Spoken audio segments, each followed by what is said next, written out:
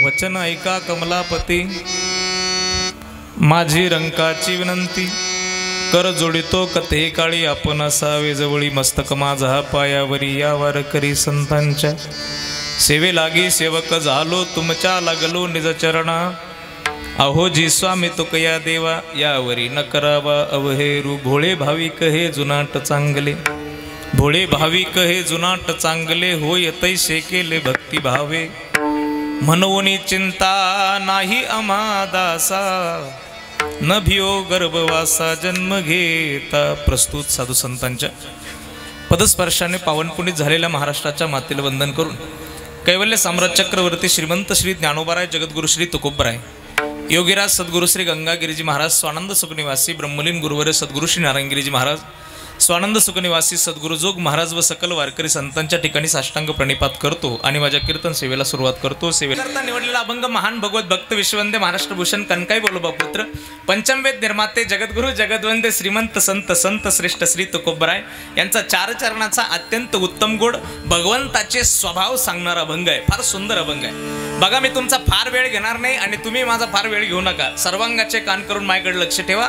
1 तासाची कीर्तन सेवा आपल्या समजावी अशी माझ्या अंतःकरणातली भावना आहे। जगद्गुरु तुकोबराय या ठिकाणी भगवंताचे स्वभाव सांगतात। ऐका, या मृत्यू लोकात जन्माला आलेला प्रत्येक जीव विचारा अधीन आहे। प्रत्येक जीव कसला ना कसला विचार करतो, म्हणजे काही ना काही विचार प्रत्येकाच्या मनात चाललाय। उदाहरण जर सांगायचं झालं तर कीर्तनचा टायमिंग 8:30 आहे, पण 8:30 वाजता कीर्तन सुरू झालं नाही म्हणून बसलेल्या श्रोत्यांच्या मनात विचार सुरू झाला असेल। कीर्तन जर 8:30ला झालं नाही, 9ला जर चालू झालं तर बाबा 11 वाजेपर्यंत करील की काय बुवा, असं विचार तुम्ही करताय। तुमच्या मनामध्ये एक विचार सुरूच आहे, विचाराधीन जीव आहे। मी सांगतोय इथे विकासदादांच्या मनामध्ये चालू असताना नारायण गुरुजींनी सदानंद गुरुजींनी जागा दिल्यानंतर कुठला चक्रधार वाजायचा हा विचार त्यांच्या मनात होताच होता। बरं, ते वाजवत असताना आपला चुकू नये असा विचार ज्ञानूचा होता। म्हणजे विचार प्रत्येक जण करतोय। तुम्ही सगळ्यांची चालू होते तेव्हा मी सुद्धा विचार करतच होतो। एवढं सुंदर वातावरण तुम्ही केल्यानंतर मी काय करायचं हाही विचार मी करतच होतो। विचारा अधीन जीव आहे, प्रत्येक जण विचार करतोय। आणि चालू कीर्तनात माझ्या डोक्यात एक विचार आहे अजून सुद्धा, म्हणजे कीर्तन झाल्यानंतर काय होईल त्याचाही विचार मी करतोच आहे। आता अर्थात तो मी इथे स्पष्ट सांगणार नाही, तो भागनिराळा बरं का। विचारा अधीन प्रत्येक जीव आहे, प्रत्येक जीव कसला ना कसला विचार करतोय। पण हा विचार आमचा निरर्थक आहे की सार्थक आहे हे नेहमी माणसाने विचार करून पाहिलं पाहिजे। माणसार्थक असावा, निरर्थक नसावा। अहो, निरर्थक विचार करायला काही कमी माणसं पडलेत का? निरर्थक विचार चाललाय म्हणून तर इकडून आपल्याला सुधरत नाही इतका आवाज येतोय ना, विठाला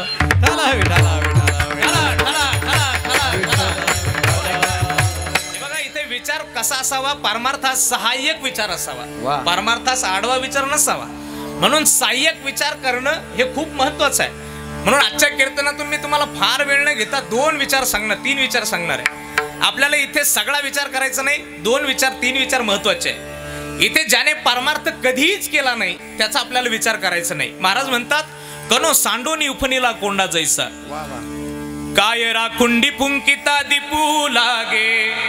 ज्ञानोबराय म्हणतात, खडकी जैसे वर्षिले की आगी माझी पेरिले, गर्भमानी देखिले स्वप्न जैसे आगा आत्मजेच्या पिशी, जीव जैसा निराभिलाशी।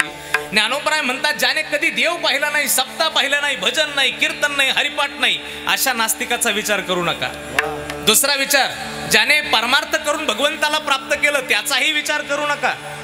ज्याने देव प्राप्त केला त्याचा विचार करायचा नाही, ज्याने देव प्राप्त करण्याचा प्रयत्नच केला नाही त्याचाही विचार करायचा नाही।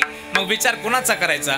ज्याचं सतत भजन चालू आहे, सततम कीर्तयंतो माम ये जना परि उपासते, किंवा सदा नाम घोष करू हरिकथा, तेने सदा चित्ता समाधान, दिन रजनी हा चिदंदा, गोविंदाचे पोवाडे, गोविंदाचे पोवाडे, दिन रजनी हा चिदंदा। अखंड ज्याचं भजन चालू आहे, रात्र न कळे दिवस न कळे, अंगे खेळे दैवत हे। सप्ताह आला की सोडत नाही, पारायण आलं की सोडत नाही, हरिपाठ सोडत नाही, कीर्तन सोडत नाही, प्रवचन सोडत नाही, ज्ञानेश्वरी पारायण सोडत नाही, दिंडी आली की सोडित नाही, काहीच नाही। सारखा परमार्थ चालू आहे, सारखा परमार्थ चालू आहे, सारखा परमार्थ चालू आहे। आणि प्रश्न विचारला, देव मिळाला का? काय उत्तर आहे? बोला ना, तुम्हाला बोलावं लागेल, काय उत्तर आहे? भजन सारखं चालू आहे, भजन चालू आहे, कीर्तन चालू आहे, सप्ताह चालू आहे, काकडा चालू आहे, हरिपाठ चालू आहे, दिंडी चालू आहे, सारा परमार्थ चालला बा. पण देव मिळाला का? उत्तर काय? नाही, देव मिळाला नाही. मग देव मिळत का नाही त्याचा विचार करायचा. विठाला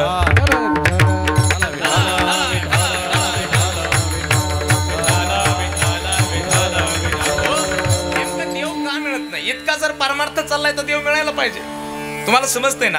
आमचं आयुष्य जर परमार्थात चाललं असेल तर भगवंत का मिळत नाही याचा विचार नेहमी केला पाहिजे. विचारा वाचून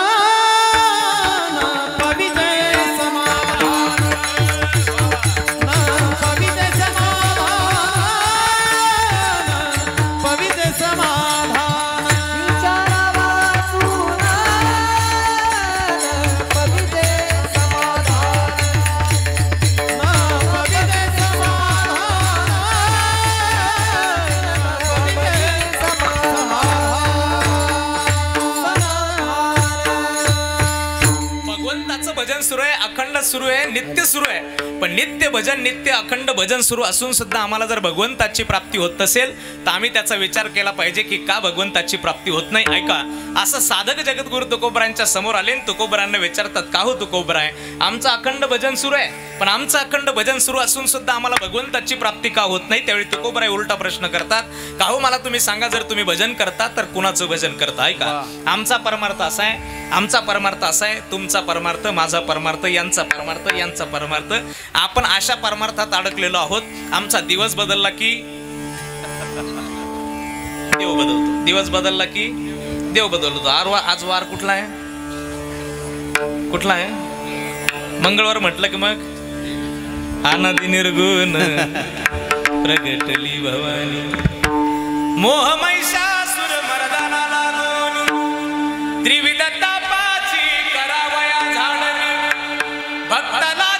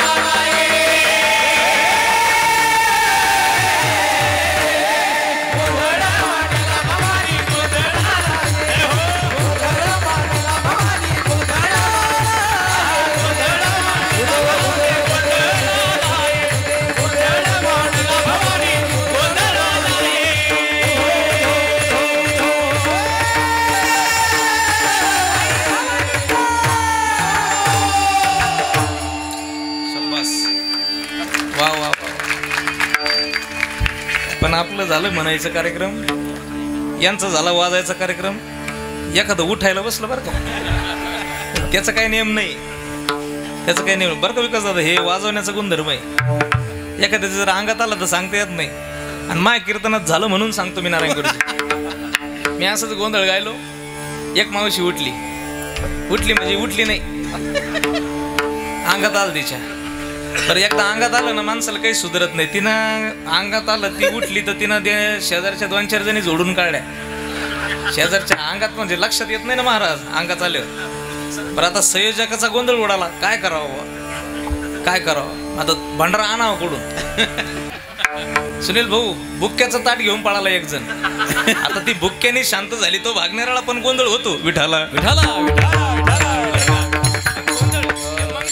मंगळवार उगला काय आईचा गोंधळ सुरू होतो. मंगळवार उरगून संपला, बुधवार उगवला की बोलावा विठ्ठल, पहावा विठ्ठल, करावा विठ्ठल,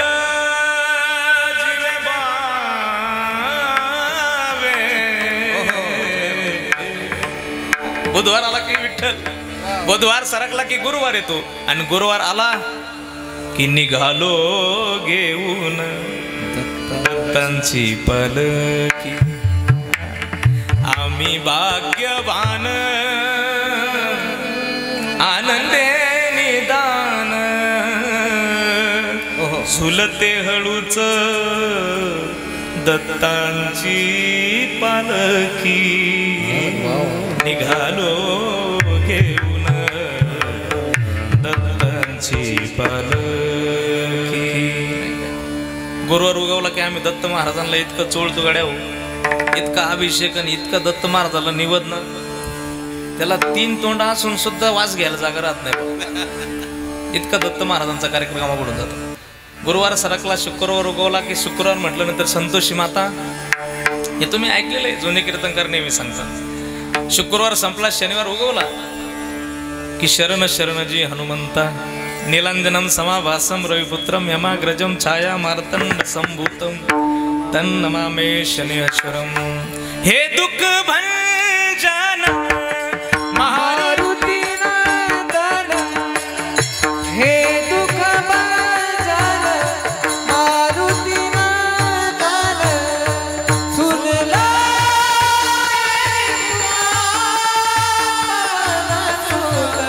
विनती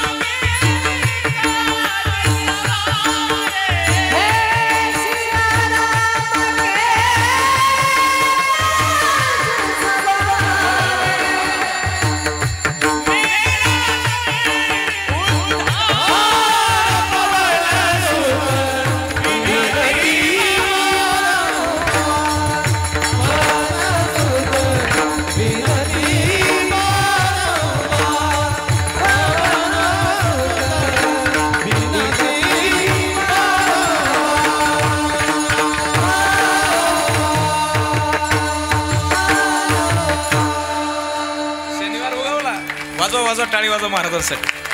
शनिवार उगवला की हनुमंतरायांच्या दरबारामध्ये आम्ही हे दुःख भंजन मारुती नंदन.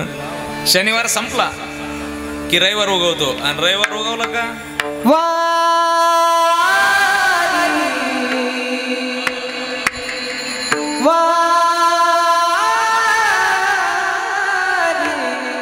मल्हारीची वारी, मल्हारीची वारी,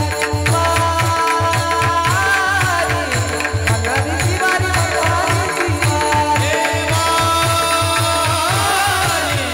मल्हारीची वारी, मल्हारीची वारी,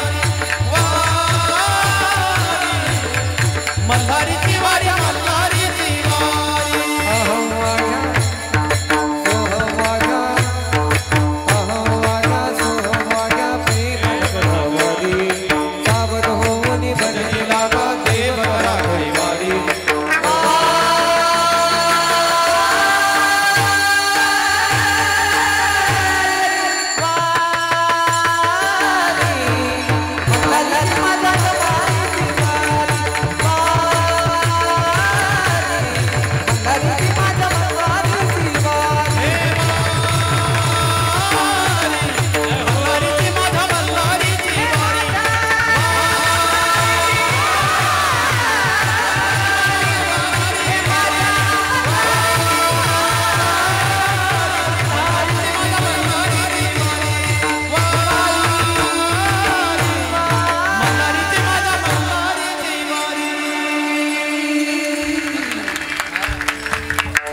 अहम वाग्या सोहम वाग्या प्रेम नगरावारी सावध होनी भजनी लागा देव करा कैवारी.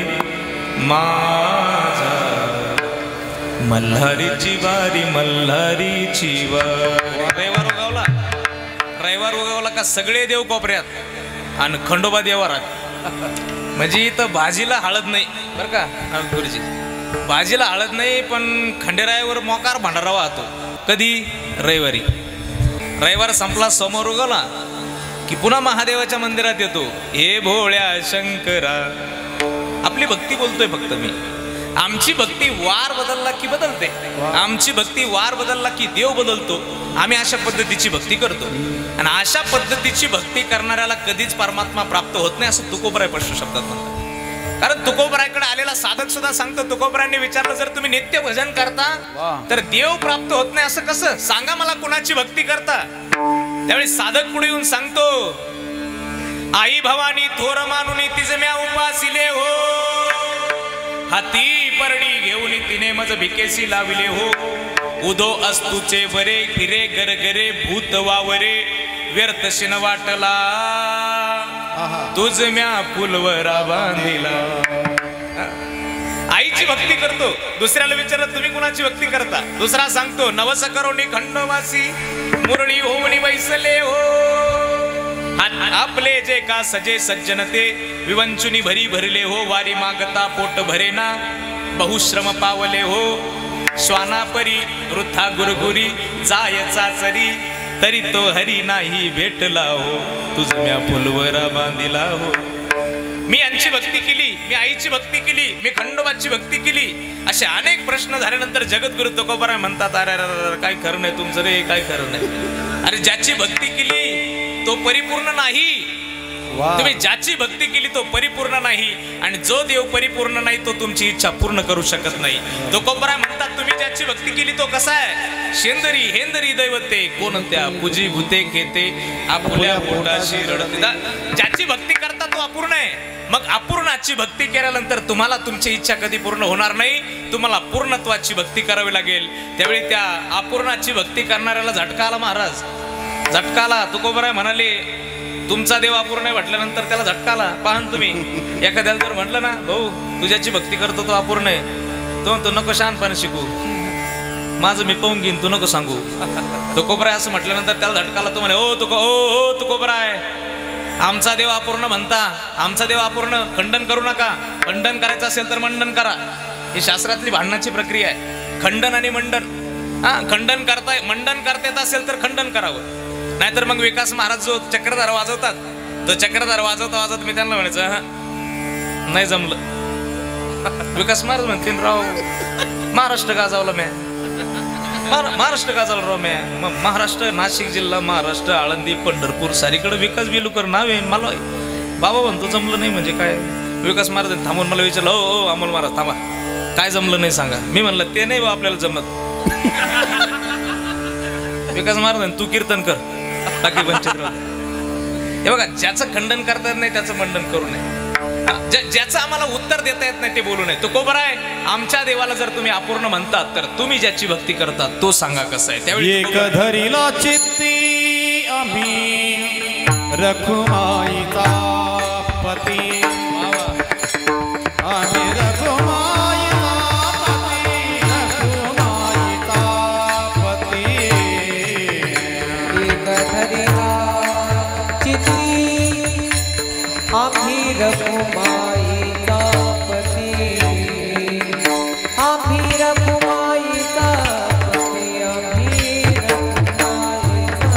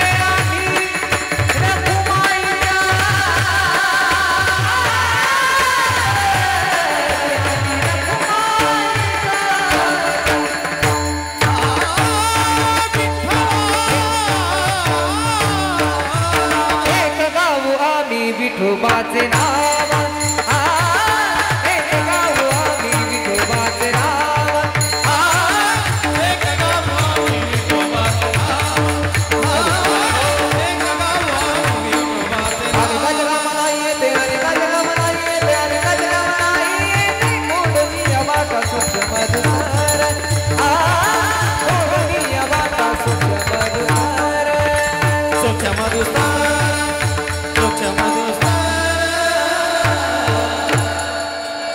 वा वा टाळी वाजवा जय हो तुकोबर आहे तुम्ही ज्याची भक्ती केली तो कसा आहे आमचा देव जर अपूर्ण असेल तर तुम्ही ज्याची भक्ती केली तो कसा आहे जगद्गुरु तुकोबराय सांगतात एक गाऊ आम्ही विठोबाचे नाम एकच देव आहे तो कसा आहे परिपूर्णतम साक्षात श्रीकृष्णांना वही एक कार्यार्थ अगत्यम कोटी कार्य चकार हा जो हा देवा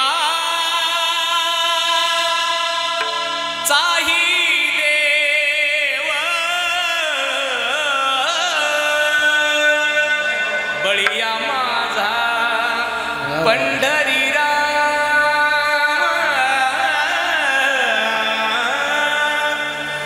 बळिया माझा पंढरीराम जो हा देवा चाही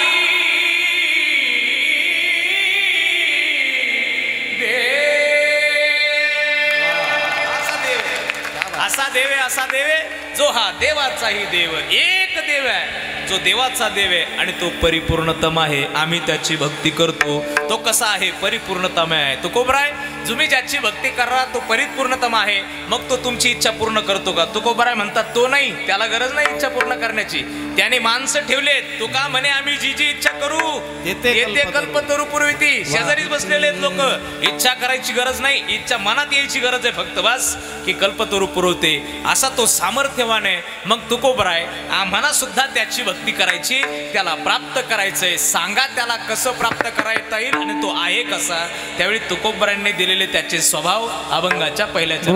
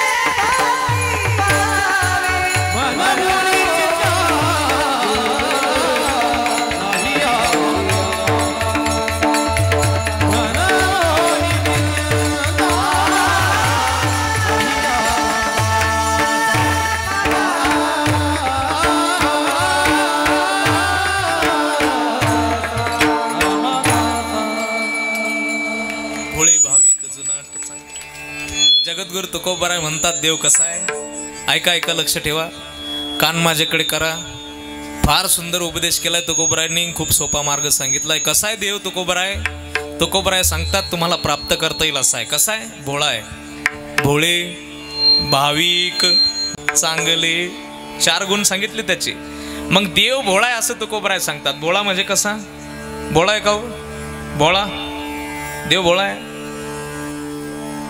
एवढा बोळा नाही तो. महाराज म्हणतात चतुरातो शिरोमणी गुण लावण्याची खाणी. चतुरांचाही चतुर असलेला देव आहे. देव चतुर जाणोनी अंतर वर्तते, जाणोनी अंतर वर्तते, जाणोनी देव चतुर जाणोनी अंतर वर्तते, जाणोनी अंतर वर्तते. देव चतुर जाणोनी अंतर देव चतुर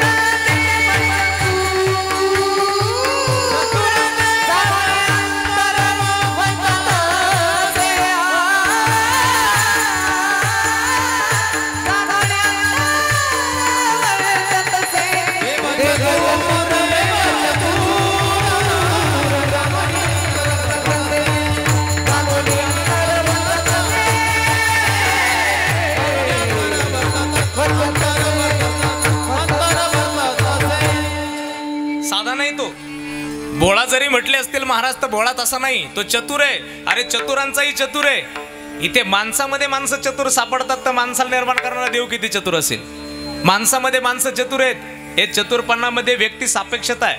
म्हणजे उदाहरण जर सांगायचं झालं तर आमचे सीताराम भाऊ जर चतुर असतील तर त्यांच्यापेक्षा विकास महाराज जास्त चतुर आहेत. विकास महाराज जास्त चतुर असले तर त्यांच्यापेक्षा नारायण गुरुजी जास्त चतुर आहेत. नारायण गुरुजी जर जास्त चतुर असतील तर हा सदानंद गुरुजी सुद्धा चतुरच आहे.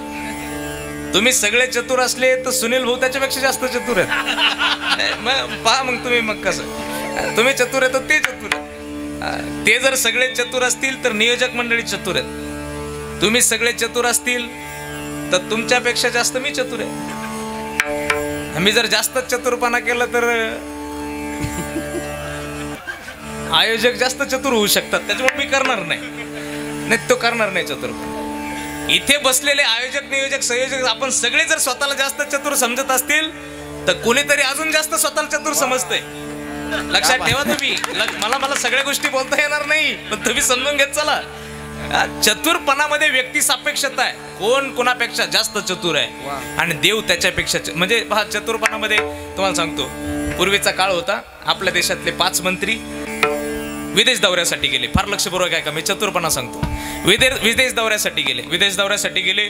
जवळजवळ विमानाचा 4 दिवसांचा प्रवास करून इथून आपले मंत्री 5 मंत्री देशाचे त्या दुसऱ्या देशामध्ये गेले. आणि 3 दिवसाचा प्रवास करून गेल्यानंतर 3 दिवस विमानामध्ये काय बर्गर खाय, पिझ्झा खाय, चॉकलेट, भाकरी नाही भाजी नाही ना. आपल्या देशातल्या मंत्र्याला चपाती भाजी अशी सवय, भाजी भाकरी मिळाली नाही. त्या देशात उतरल्यानंतर उतरल्या त्या देशातल्या मंत्र्यांना वाटलं अमेरिका धरू थोड्या वेळ. अमेरिकेच्या मंत्र्यांना असं वाटलं भारताचे मंत्री आले, हे 3 दिवसापासून प्रवास करतात, यांना चांगलं काहीतरी पोटाला द्यायला लागेल. पिझ्झा बर्गरची यांना सवय नाही म्हणून यांच्या नाश्त्याची व्यवस्था चांगली करू. मग त्यांना हॉटेलवरती स्नान करण्यासाठी नेलं. फ्रेश करून झाले, हॉटेलवरती फ्रेश बीज झाले. तोपर्यंत यांनी नाश्त्याची तयारी केली. अमेरिकेच्या मंत्र्यांनी भारताच्या मंत्र्यांसाठी अत्यंत सुंदर व्यवस्था नाश्त्याची केली. काय केलं? भारतातला सगळ्यात स्पेशल नाश्ता तयार केला. काय नाश्ता? भारतातला पोहे, कांदा पोहे तयार केले. असे कांदा पोहे तयार केले. पण त्याच्यातला एक मंत्री असं म्हटला का रे हे भारताचे मंत्री आपल्याकडे आले, यांच्यासाठी आपण त्यांच्याच देशातला मेनू केला. मग कमीत कमी काहीतरी वेगळे पण पाहिजे की नाही.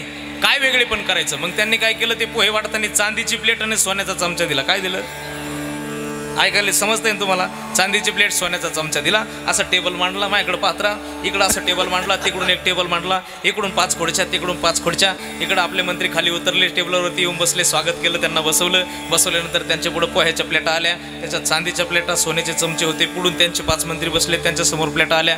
आणि असं बसल्यानंतर आपले 5 जण बसलेले होते. त्याच्यातला सीताराम जो होता ना, म्हणजे हा नाही बरं का, मंत्र्याचं नाव आहे का, मी त्यांचं नाव मुद्दा म्हणून घेतलं, त्यांना राग येणार नाही माझा म्हणून घेतलं. आपल्यातला एक मंत्री होता, बरं जाऊ दे नावच बदलून घेतो, बाळू होता. बाळू पण असलच गावात, गोंधळच आहे बा, आमोलच घेतो माझं स्वतःचं विठाला.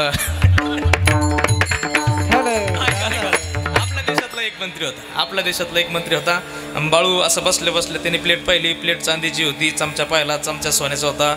आणि बाळू शेजारी रामभाऊला डुसणं मारायला लागला.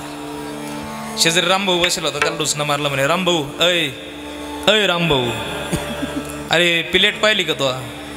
ते म्हणे पाहिली. चमचा पाहिला म्हणे, चमचा सोन्याचा, पितळाचा पाहिला, ॲल्युमिनियमचा पाहिला, प्लॅस्टिकचा पाहिला.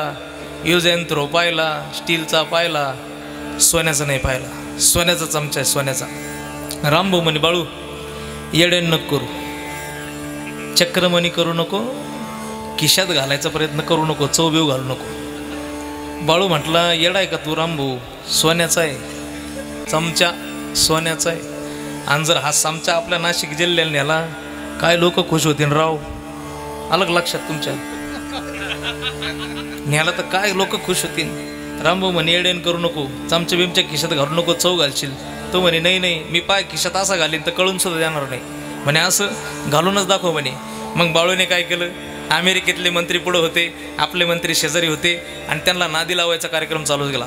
असे विनोद असे जोक सांगायला सुरू केली, असे जोक सांगायला सुरुवात केली. इकडले मंत्री खोय खोय खोय हसायला लागले, तिकडले मंत्री खोय खोय खोय हसायला लागले. हसवले आणि खिशात चमचा घालून फसवले. चमचा खिशात घालून फसवले. पण त्यांनी चमचा खिशात घातलेला कुणीच पाहिला नाही, फक्त रामभाऊने पाहिला होता. आणि रामभाऊला वाटला बाळूल जर नाशिकला न्यायचा तर आपल्याला नगरला नको का, नगरला काय कडू लागतो काय. मग बाळूल जर नाशिकला न्यायचं तर आपल्याला नगरला पाहिजे. मग रामभाऊ म्हणे आता एक चमचा जर गेला तर हे म्हणतील दुनिया भांड्यात पडला असेल कुठंतरी, पण 2 जर गेले तर मग यांना संशय. मग काय करायचं बा, चमचा तर न्यायचा. रामभाऊ लय हुशार, मी चतुरपणा सांगतो बरं का. रामभाऊ लय हुशार. रामभाऊ म्हणाला असा उठून उभं राहायला पोहे खाता खाता. रामभाऊ म्हणाला ऐका रे मंत्र्यांनो. म्हणे काय ऐका. म्हणे अरे आम्ही भारत देशातले माणसं आहोत, आमचा भारत देश काय कलागुणांनी संपन्न आहे. अरे काय लोक हुशार आमच्याकडे, काय पाकवाजवाजी देत माणसं, काय गायन करतात माणसं, अरे काय सप्ते आणि काय गाड्या, अरे काय आमच्याकडं मजा. इतके चतुर लोक आमच्याकडे, इतके हुशार लोक, इतके जादूगार लोक. म्हणे काय जादूगार लोक आहे, आम्हाला काही जादू तरी करून दाखवा. त्याने एका मिनिटात करून दाखवतो. रामभाऊ उठून उभं राहायला माझ्याकडे पाहत राहा आणि त्या सोन्याचा चमचा त्याने घेतला ना असं बोटात धरला. दिसतो का तुम्हाला? माझ्या बोटात नाही, रामभाऊच्या बोटात. हे बा हा सोन्याचा चमचा दिसतो का तुम्हाला? सगळे म्हणाले हो दिसतो. म्हणे ऐका, हा सोन्याचा चमचा मी माझ्या ह्या खिशात घालणार आणि बाळूच्या त्या खिशात काढणार. कळलं ना तुम्हाला?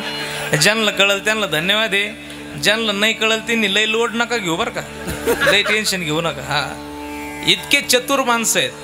याच्या खिशात घातला आणि त्याच्या खिशातला बाहेर काढला. माणसांमध्ये चतुरपणा आहे. मग माणसांना निर्माण करणारा देव किती चतुर आहे. तो चतुर आहे पण भोळा का? तुकोबरांनी त्याला भोळं म्हटलं त्याचं एकमेव कारण आहे. ऐका, तो भोळा याच्यासाठी आहे, मुठभर घेतो आणि पाहिजे तेवढं देतो म्हणून भोळा. फाटी रे धोती तुटे रे पगडिया, चालत पागुल से सुदाम जी को देखत शाम हसे, सुदाम जी को देखत शाम हसे. अरे द्वार पालो कन्हैया से कह दो किधर पे सुदाम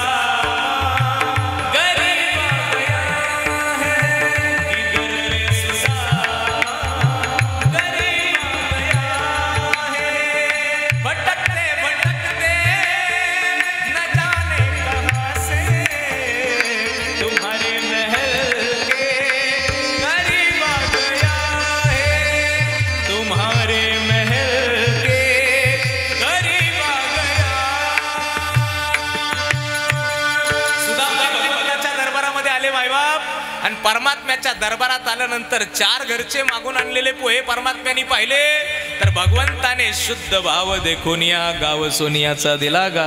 मुठभर पोहे घेतले आणि सोन्याचा गाव दिला म्हणून देव भोळा. विठाल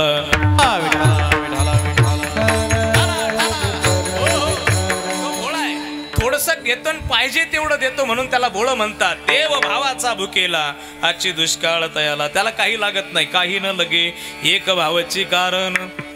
तुका म्हणे आन विठोबाची करतळिया बळे तैसा हरी हरी, करतळिया बळे तैसा हरी, करतळ्या बळे तैसा हरी हरी, करतळ्या बळे तैसा भाव पणया कळले रवीना कळे, भाव पणया कळले रवीना कळे,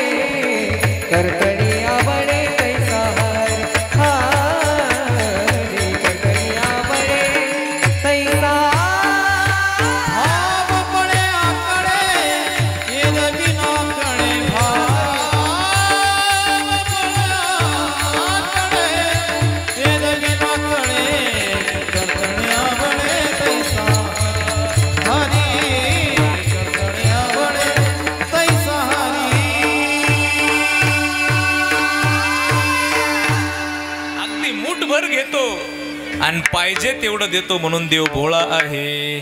अजून काय विशेषण सांगितलंय? भाविक. भाविक कोणाला म्हणतात? भाविक कोणाला म्हणतात? कीर्तन चालू व्हायच्या अगोदर पावणे आठलाच मंडपात येऊन बसला. पावणे आठला मंडपात येऊन बसला. मंडपात येऊन बसल्यानंतर त्यांनी विचार करायला सुरुवात केली, आज नारायण गुरुजी कोणती चालला होतील, आज विकास महाराज कुठला चक्रधर वाजवतील, आज सीताराम भाऊ पेटी कशी काय वाजवतील, आज सुनील भाऊ सिस्टीम कशी लावेल, कीर्तनकार काय सांगेल, असा विचार करत बसला. कीर्तनकाराले भावनेने हात जोडले.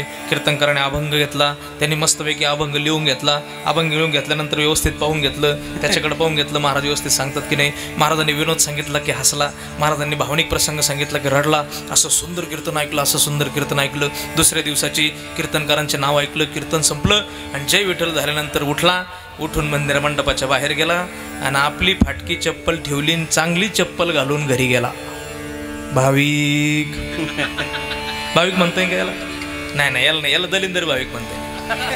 याला दलिंदर भाविक. भाविक कुणाला म्हणतात? ऐका, आमच्यासाठी जगाने रडावं, कौतुक नाही, आमच्यासाठी भगवंतानी रडावं, त्याला भाविक म्हणतात. भगवंतानी रडावं. ऐका, परमात्म्याने रडावं. फार गोड प्रसंग सांगणार आहे तुम्हाला. गोकुळामध्ये श्रीकृष्ण परमात्मा लीला करत असताना एक प्रसंग घडला. मथुरेतून एक रथ आला. सांगा गे कुणी सांगा, माझा कृष्ण देखिला का, गळा शोभे शोभे पिंपळ पान, गळा शोभे पिंपळ पान, मेघवर्ण ऐसे जाण, गळा शोभे पिंपळ पान, मेघवर्ण ऐसे जाण, त्याला म्हणती श्री भगवान योगी ध्यान विश्रांती, योगी ध्यान विश्रांती, योगी ध्यान विश्रांती. इतका सुंदर परमात्मा होता, ज्याला पाहिल्याशिवाय गवळणींचा एकही दिवस सरत नव्हता, एक क्षण सरत नव्हता, एक मिनिट सरत नव्हता. इतका सुंदर परमात्मा होता. गोकुळामध्ये आनंद उत्सव सुरू होता, कारण परमात्मा गोकुळामध्ये फक्त आनंद देण्यासाठी आले होते. आणि एक दिवस उगवला होता, एक दिवस उगवला होता. मथुरेतून कंस मामाने श्रीकृष्ण परमात्म्याला आणवण्यासाठी रथ पाठवला होता आणि रथ घेऊन अक्रूरजी आले होते. नवीन रथ होता, सजलेला रथ होता, घोडे नवीन होते, सारथी नवीन होता. जसा गोकुळामध्ये रथ घुसला तसा रथाकडे पाहत पाहत गोपाळ त्या रथाच्या मागे मागे चालायला लागले. गवळणी रथाच्या मागे चालायला लागल्या, रथामागे चालत होत्या. कोण रथ, कुठून आला रथ, कुणाचा रथ, कुणाचा रथ, कुणाचा रथ, रथ कुणाचा म्हणून रथामागे चालत होते. आणि रथ जाऊन भगवान परमात्म्याच्या दरबारामध्ये नंदबाबाच्या वाड्यासमोर थांबला होता. आणि नंदबाबाच्या वाड्यासमोर रथ थांबल्यानंतर गवळणी आतमध्ये पळत गेल्या होत्या आणि यशोदा आईला विचारत होत्या, यशोदे ऐक ना, रथ कशासाठी आलाय? नवीनच रथ दिसतोय, एवढा सजलेला रथ दिसतोय, रथ चालवणारा वेगळाच दिसतोय, काय भानगडे सांग की. यशोदा आई रडत होती आणि रडणारी यशोदा आई सांगत होती, ऐका गवळणींनो, ज्या परमात्म्याबरोबर, ज्या कृष्णाबरोबर आपण राहत होतो, जो कृष्ण आपल्या खोड्या करत होता, जो कृष्ण आपल्याबरोबर खेळत होता, तो कृष्ण आता आपल्याबरोबर राहणार नाही. तो कृष्ण निघालाय, तो कृष्ण जाणार आहे. आणि जाणार असं म्हटल्यानंतर गवळणींच्या कानात तेल गरम तेल ओतल्यासारखं झालं. आणि गवळणी रथाच्या पुढे गेल्या आणि रथाच्या पुढे झोपू लागल्या. ए अक्रूरा, अक्रूरा चांडाळा रे, तुझं कोणी दाढीला का घात करू आला, वदी अरे तू आमच्या कृष्णाला न्यायला आला असील तर अक्रूरा तुला विनंती करते, हात जोडते, हे अक्रूरा नको नेऊ भगवा, अक्रूरा नको नेऊ भगवा, नको नेऊ भगवा, अक्रूरा नको नेऊ भगवा,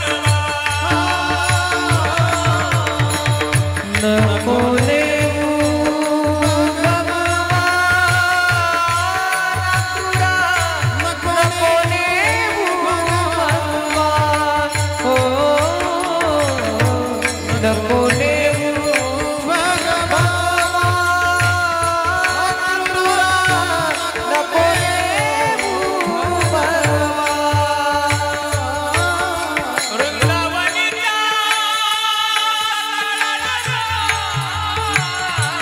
वृंदावनीच्या सकल जनासी वृंदावनीच्या सकल जनासी देवळे जीवना अधुरा नको नेऊ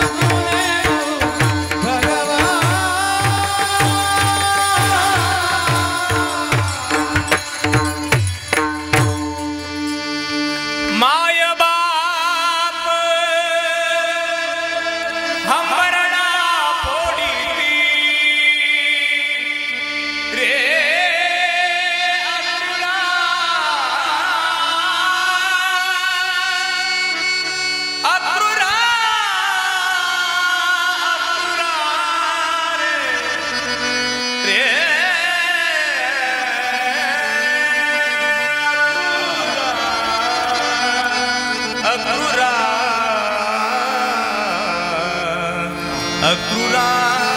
अक्रूरा अक्रूरा रे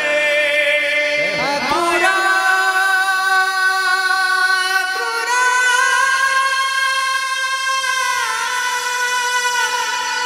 अक्रूरा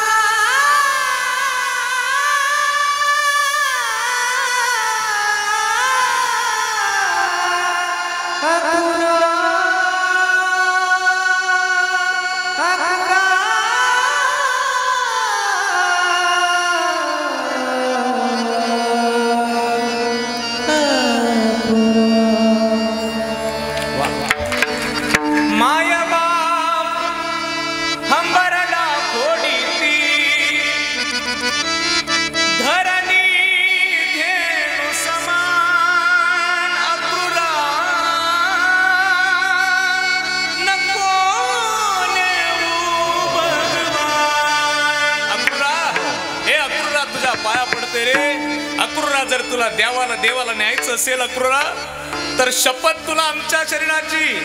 अक्रूरा तुला जर परमात्म्याला रथात बसवायचं असेल तर हा रथ आमच्या शरीरावरून जाईल. अक्रूरा तुला शपथ आहे आमच्या परमात्म्याला नेऊ नको. अरे प्राण ने पण आमच्या देवाला नेऊ नको. पाया पडते रे अक्रूरा नको नेऊ रे नको नेऊ. हात जोडू लागल्या गवळणी रडू लागल्या आणि भगवान परमात्मा रथात बसले तर गडबडा लोळायला लागलेल्या गवळणी नको नेऊ अक्रूरा. अक्रूराला सुद्धा राहुलं जात नाहीये. रथ वळाला आणि रथ आता मथुरेच्या बाहेर गोकुळाच्या बाहेर निघू लागला. मथुरेच्या दिशेने पळणारा रथ गवळणी मागे मागे पळू लागला. हे अक्रूरा ऐक नको नेऊ रे परमात्म्याला. जर देवाला नेशील तर आम्ही राहायचं कशासाठी. अरे आम्ही जगायचं कशासाठी. रडणाऱ्या गवळणीकडे अक्रूर पाहत होता पण परमात्मा सांगत होता अक्रूरा वेगे हकी रथासी या गोपेंच्या शोकाशी न पाहावे मजसी. ने पटकन हाक पटकन. रथ हाकला होता. रथ आता बाहेर निघाला होता. गोकुळाच्या बाहेर रथ आला होता. ऐका ऐका गोकुळाच्या बाहेर रथ आला. यमुनेच्या तीरावरती रथ असा नजरेच्या आड आला आणि श्रीकृष्ण परमात्म्याने अक्रूराला सांगितलं अक्रूरा थांब जरा रथ थांबव. अक्रूर काकांनी रथ थांबवला होता आणि थांबवल्यानंतर भगवान परमात्मा रथातून खाली उतरले. ऐका मायबाप मी भाविक बद्दल बोलतोय रे. भगवान परमात्मा रथातून खाली उतरले होते आणि रथातून खाली उतरलेले देव चाकाच्या जवळ बसले आणि चाकाच्या जवळ बसलेल्या देवाने दोन पायामध्ये आपलं मुंडकं घातलं रडायला लागला. हमसून धुमसून रडायला लागला देव. श्रीकृष्ण परमात्मा रडायला लागले तर रथातून अक्रूरजी खाली उतरले. खाली उतरल्यानंतर देवाच्या समोर आले. श्रीकृष्ण परमात्मा म्हणू लागले प्रभू का रडता हो तुम्ही. का रडता. काय मिळणार नाही म्हणून तुम्हाला भीती वाटते. प्रभू मथुरेत तुम्हाला गोकुळात जे मिळायचं ते सगळं मिळणार आहे. झोपण्यासाठी राजमहल मिळणार आहे. गादी मिळणार आहे. तुम्हाला असेच पितांबर मिळणार आहे. असं सगळं राजभवन मिळणार आहे. प्रभू तुम्ही कशासाठी रडता. त्यावेळी श्रीकृष्ण परमात्म्याने दिलेलं उत्तर आहे अक्रूरा मला मथुरेत पाहिजे ते सगळं मिळेल पण माझ्या गवळणींचं प्रेम मिळणार नाही ना म्हणून रडतो रे अक्रूरा. नाही जमायचं. पहा देवाने गवळणींसाठी रडावं याच्यासारखी भक्तीने याच्यासारखा भाविक परमात्मा असू शकत नाही. ज्ञानोबराय सुद्धा ज्यावेळी समाधीच्या विवराकडे निघाले तर देव निवृत्ती आणि धरिले दोन्ही कर जातो ज्ञानेश्वर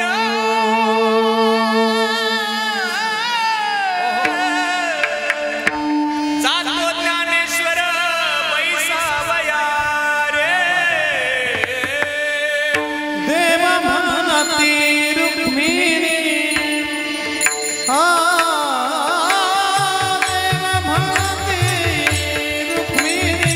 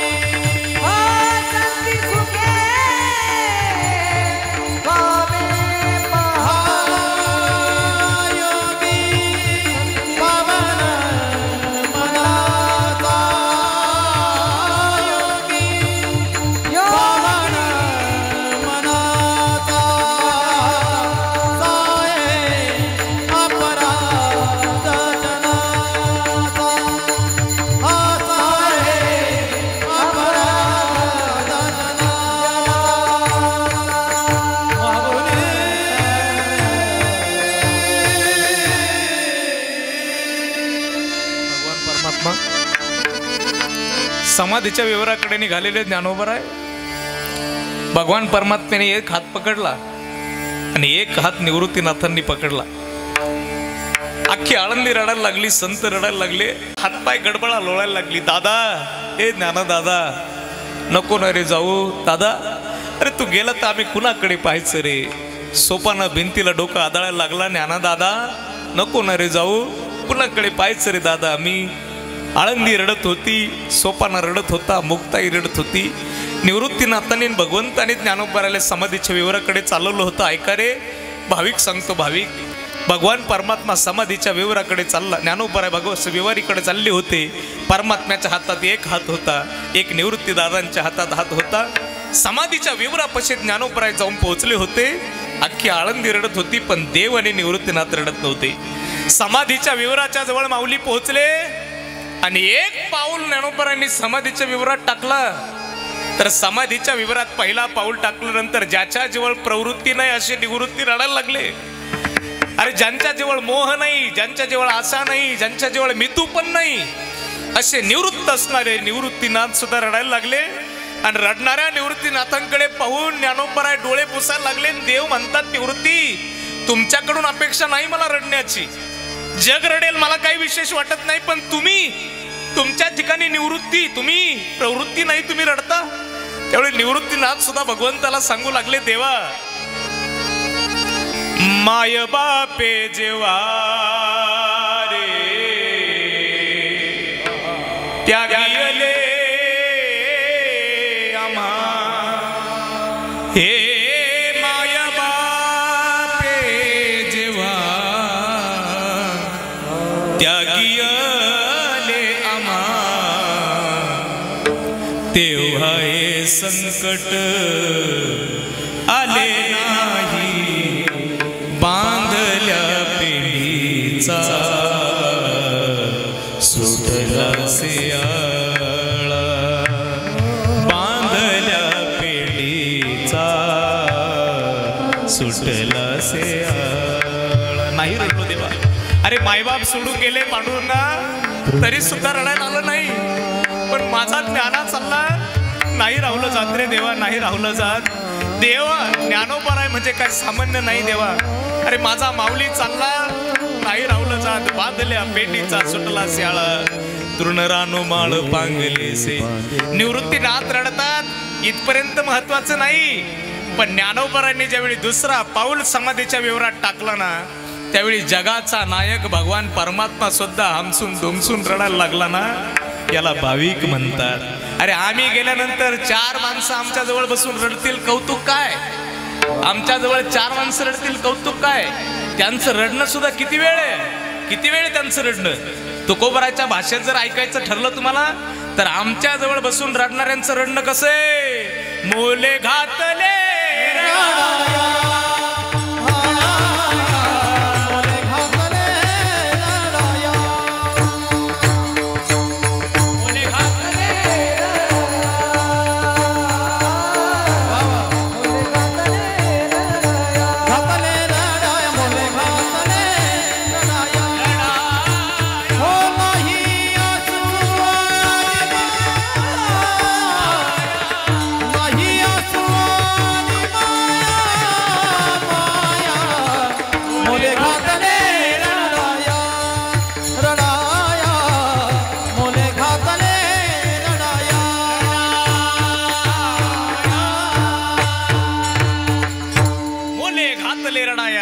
नाही असू आणि माया.